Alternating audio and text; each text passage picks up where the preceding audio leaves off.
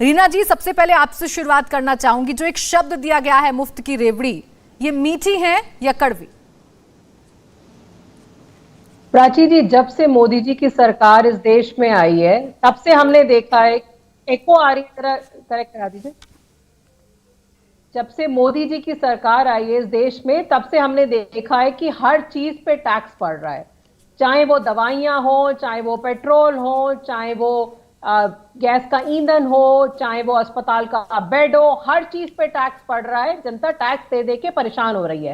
ये टैक्स का पैसा आखिर जा कहां रहा है? क्योंकि हर सरकार टैक्स लेती है और वही टैक्स को यूज करके वो अपनी जनता को मूलभूत सुविधाएं मुहैया कराती है। तो मोदी जी के टाइम में हमने देखा है कि टैक्स तो बढ़ता जा रहा है लेकिन सुविधाएं कोई नहीं बढ़ रही है। बेरोजगारी और महंगाई चरम सीमा पे है इस समय। ऐसी स्थिति में अगर कोई सरकार गरीबों के लिए कुछ राहत दे रही है, कुछ गरीबों को मूलभूत सुविधाएं दे रही है, चाहे शिक्षा की सुविधाएं हो, चाहे अस्पताल की सुविधा हो, बिजली की सुविधा हो, पानी की सुविधा हो, तो उस राहत को रेवड़ी कहना और रेवड़ी खोर कहना ये बहुत बड़ा जनता का अपमान है।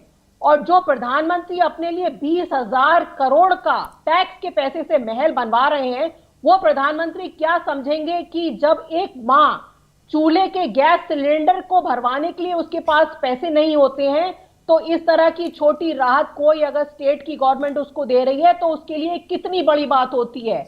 और दूसरी बात, जब से मोदी जी की सरकार आई है तब से हमने देखा है कि जितने भी जो पूंजीपति हैं, चाहे अडानी हो, चाहे नीरव मोदी हो, चाहे मेहुल चोस्की हो, उनका हजारों करोड़ रुपए का लोन, 11,000 करोड़ का लोन जो है मोदी जी की सरकार ने माफ किया है।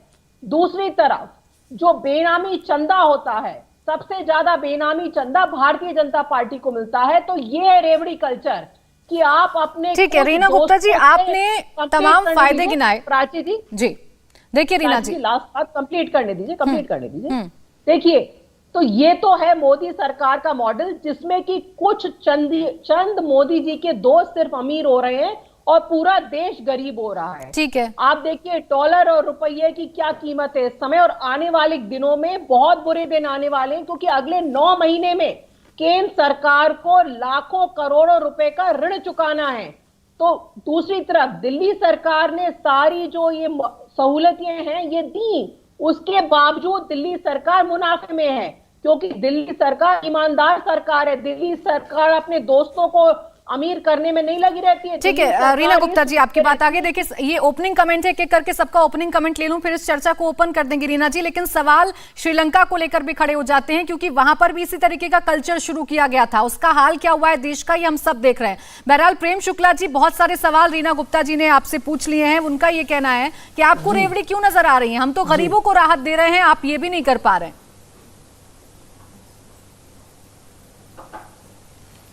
देखिए किस तरह से ये रेवड़ी कल्चर फैलाते हैं कि पंजाब में ये कहेंगे कि हम 300 यूनिट मुफ्त की बिजली देंगे और इनका मुख्यमंत्री 50,000 करोड़ रुपए का खैरात हमको दीजिए, कटोरा लेके केंद्र के पास पहुंच जाएगा। तो साहब, केंद्र से कटोरा फैलाकर आप मुफ्त की रेवड़ी बांटने पर क्यों आमादा है? पंजाब की अर्थव्यवस्था को जाने बिना आप वहां रेवड़ी क्यों बांट रहे हैं? और आप मुझे कृपा करके बताइए ना, मुफ्त की शिक्षा इस देश में क्या अन्य इलाकों में नहीं है? अन्य प्रदेशों में नहीं है? अन्य प्रदेशों में भी है। एक अस्पताल मुझे बताइए जो केजरीवाल ने दिल्ली में अपने 8 वर्षीय कार्यकाल में बनाई हो। 2005 से 2022 में एक नया अस्पताल बनाया हो, एक नया विद्यालयों में थोड़ा सा परिवर्तन छोड़ दीजिए, एक नया विद्यालय केजरीवाल ने खड़ा किया हो, कोई नया प्रकल्प जो है वो केजरीवाल ने जो है खड़ा किया। और ये झूठ बोलने की इनकी पराकाष्ठा है। ये कह रहे हैं कि मोदी जी ने इंडस्ट्रियलिस्ट का जो है कर्ज माफ कर दिया। किसी का कर्ज माफ नहीं हुआ। कर्ज माफ हुआ है किसानों का, कर्ज माफ होता है गरीबों का। ये मोदी जी का कार्यकाल है, बैंकों का कर्ज नहीं माफ होता।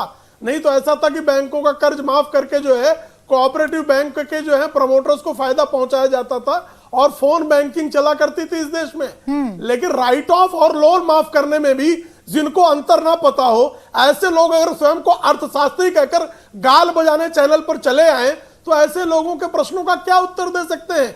ये भारत को वेनेजुएला बनाने के लिए, ग्रीस बनाने और श्रीलंका बनाने पर आमादा है ऐसे लोग हैं। और खुद जो है अपने बंगले में किस तरह का स्विमिंग पूल केजरीवाल नाम के झूठे पाखंडी व्यक्ति ने किया है।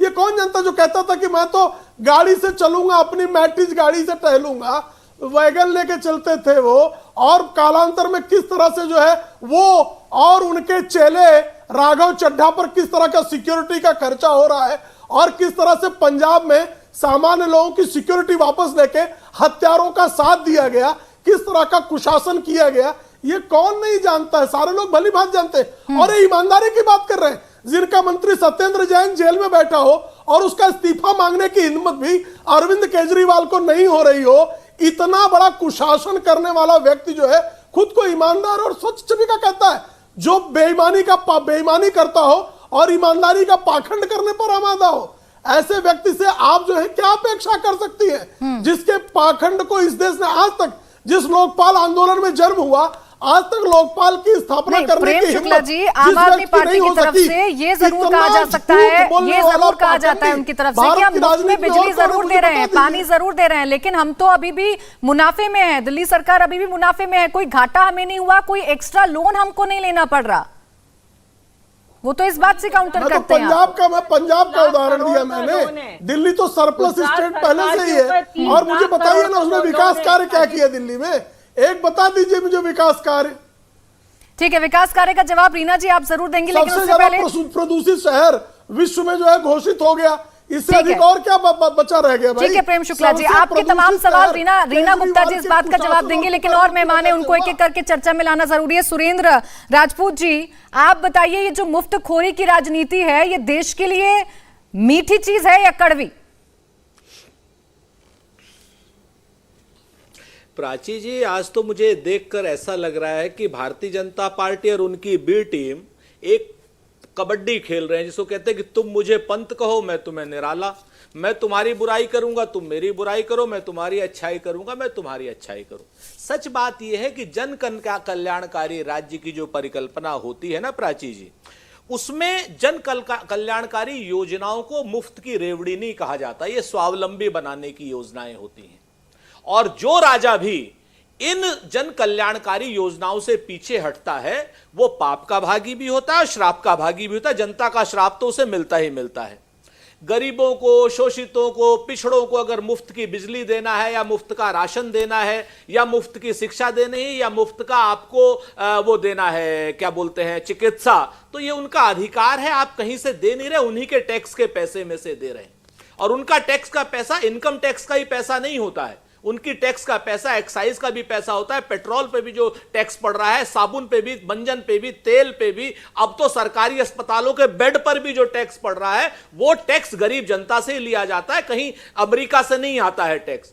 उसी में से अगर एक छोटा सा हिस्सा जन कल्याणकारी योजनाओं के लिए दे दिया जाता है, तो उसे मुफ्त की रेवड़ी कहने वाले लोग कहीं ना कहीं वर्ल्ड बैंक के और बहुराष्ट्रीय कंपनियों के एजेंट की तरीके से काम करते हैं, क्योंकि बहुराष्ट्रीय कंपनियां और वर्ल्ड बैंक ही चाहते हैं कि हिंदुस्तान का जन कल्याणकारी स्वरूप बदल जाए और यहां क्रॉनिक कैपिटलिस्ट लोग आ जाएं।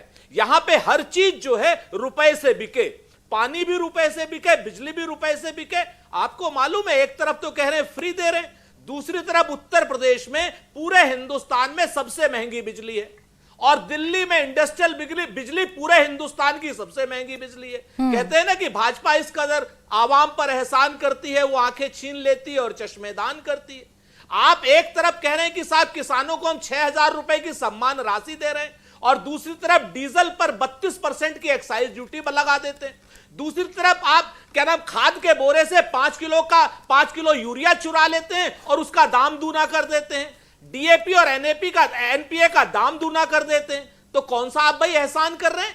आप 25,000 रुपए पर हेक्टेयर ज्यादा लेकर के 6,000 रुपए दे रहे हैं। ठीक है, सच बात यह है कि आपको बताऊं प्राची जी, कि पूरी दुनिया में जिस तरीके से इस वक्त आर्थिक रूप से भारत कमजोर हुआ है, अब प्रधानमंत्री जी को उसकी आस नजर आने लगी। लेकिन सुरेंद्र जी चलिए ठीक है, आप कम से कम आम आदमी पार्टी की योजना का स्वागत तो कर रहे हैं, हालांकि आप सवाल जरूर उठा रहे हैं, लेकिन सवाल यही है कि फ्री सुविधा देश को क्या आलसी नहीं बना देगी? क्या फ्री सुविधा देना देश के हालातों को खराब करने जैसा नहीं है? क्योंकि श्रीलंका का परिणाम हम देख चुके हैं। इंडिया टीवी हर वक्त हर जगह डाउनलोड करने के लिए सर्च करें India TV news Google play store या ऐप स्टोर पर।